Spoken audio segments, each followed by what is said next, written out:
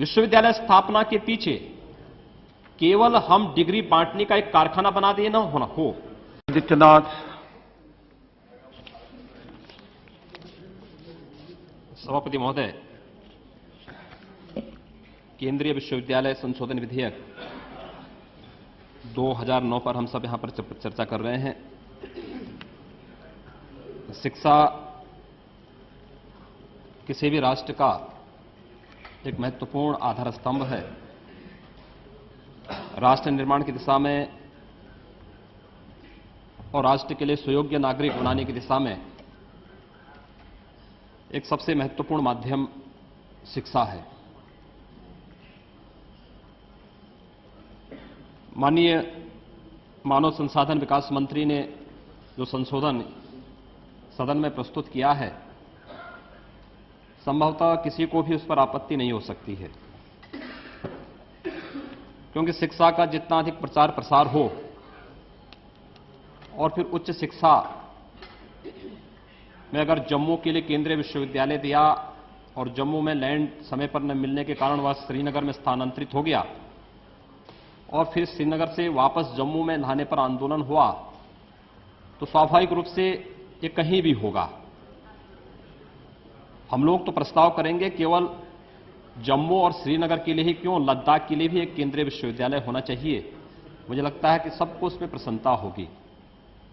लेकिन मैं माननीय मंत्री जी से अनुरोध करना चाहूंगा कुछ मुद्दों पर।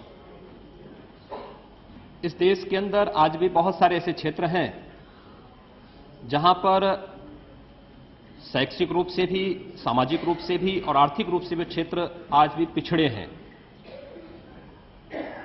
62 वर्षों के बाद, आजादी के 62 वर्षों के बाद भी आज तक साक्षरता का प्रतिशत मात्र 65 है, यानी 35% लोग आज भी निरक्षर हैं।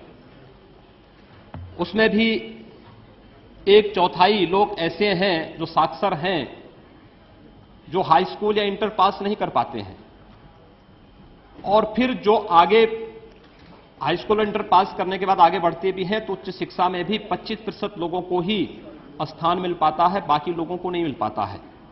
राज्य सरकारों के संसाधन सीमित हैं। गोरखपुर में विश्वविद्यालय की स्थापना 1955-56 में हुई थी और महोदय 1955-56 में विश्वविद्यालय की स्थापना जब हुई थी तो महाराणा प्रताप शिक्षा परिषद जो हम लोग संचालित करते थे, उस शिक्षा परिषद ने अपना भवन दिया, अपने संसाधन दिए, विश्वविद्यालय की स्थापना हुई, विश्वविद्यालय प्रारंभ हुआ। लेकिन आज भी विश्वविद्यालय स्थापना के पीछे केवल हम डिग्री बांटने का एक कारखाना बना दिए ना हो, बल्कि स्थानीय परंपरा, लोक परंपराओं को सामाजिक, सांस्कृतिक और आर्थिक विकास में महत्वपूर्ण भूमिका का निर्वाह विश्वविद्यालय कर सकें। लेकिन वह तभी होगा जब संसाधनों से भरपूर हो। राज्य सरकार संसाधन उपलब्ध नहीं करवा पाती है। स्वाभाविक रूप से संसाधन उपलब्ध नहीं होंगे तो विकास अवरुद्ध होगा। मैं माननीय मंत्री से अनुरोध करूंगा कि गोरखपुर विश्वविद्यालय 3 करोड़ की आबादी के बीच में एकमात्र विश्वविद्यालय है और 3 करोड़ की आबादी के बीच एकमात्र राज्य सरकार के द्वारा संचालित विश्वविद्यालय संसाधनों के अभाव में आज जिस स्थिति में है, फैकल्टी आधी भी नहीं है और प्रवेश की स्थिति वहां पर आज भी उससे संबद्ध महाविद्यालयों में प्रवेश की स्थिति अत्यंत बदतर है। छात्रों को पूरी उतनी बड़ी आबादी के लिए प्रवेश उच्च शिक्षा के कोई दूसरे साधन नहीं।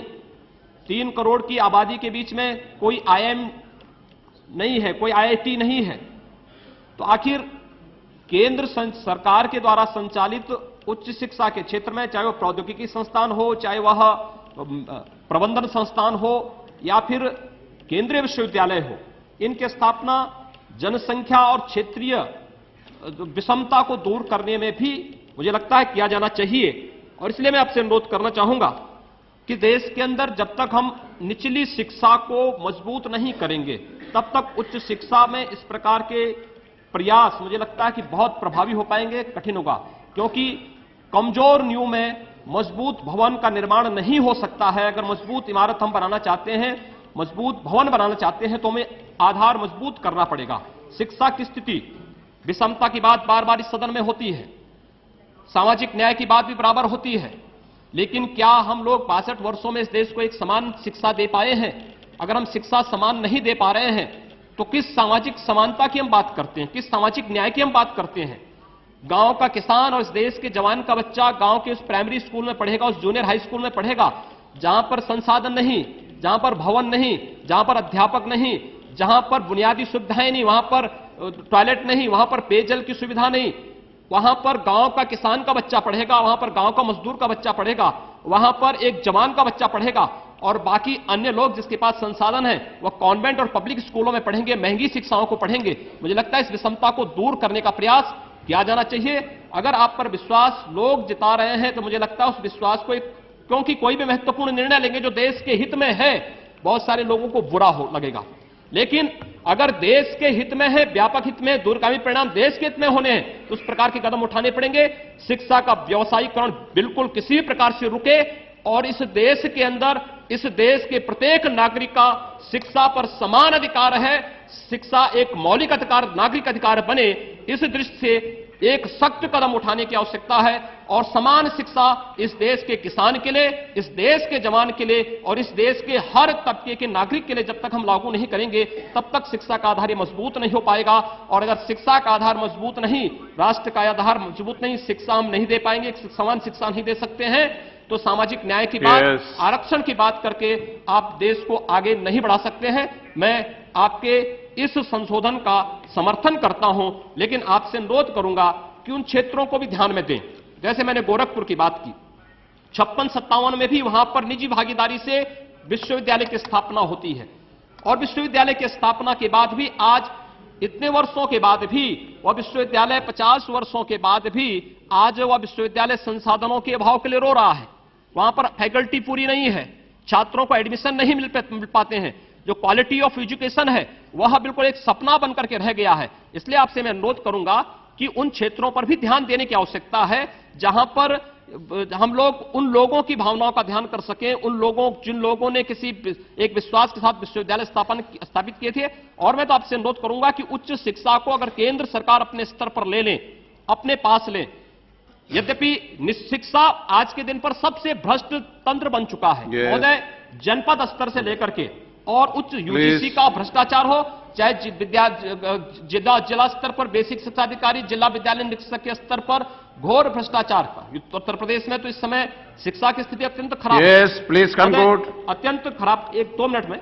No, please conclude, your time is over, please. इतनी खराब स्थिति है कि वहां पर हर फाइल के रेट बंधे हुए हैं।